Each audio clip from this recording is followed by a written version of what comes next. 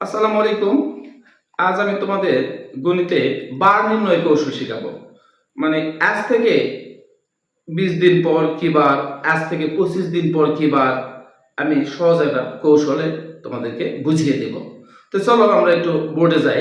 দেখো বোর্ডে আমি লিখে রাখছি, আজ রবিবার হলে 37 দিন পর কি বার। 37 দিন পর কি বার হবে?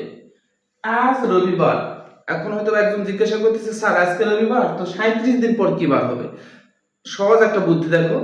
আমরা জানি এক সপ্তাহ সমান 7 দিন। এক সপ্তাহ সমান 7 দিন।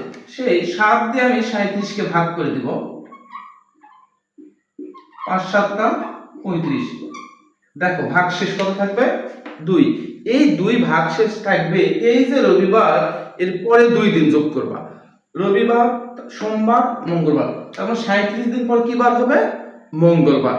যেটাই ভাগশেষ থাক, 2 থাক, 3 থাক, সেগুলো আমরা রবিবারের সাথে বা শনিবার যেখানে দিন থাক ওখান থেকে আমরা হিসাব করব। তাহলে এই যে 2 আগে কি ছিল? রবিবার। আজ রবিবার 37 দিন পর কি বার হবে? রবিবার, সোমবার, মঙ্গলবার। তাহলে মঙ্গলবার। চলো আমরা আরেকটি উদাহরণ দেখি। আজ শুক্রবার হলে 42 দিন পর কি বার? দেখো ওই যে এক সপ্তাহ সমান 7 দিন, সেই 7 দিয়ে আমি 42 কে ভাগ করে দেব। 6 7 42। দেখো কোনো ভাগশেষ থাকলো না। যখন কোনো ভাগশেষ না থাকবে তখন তো আমার আর দিন যোগ করার কিছু নাই।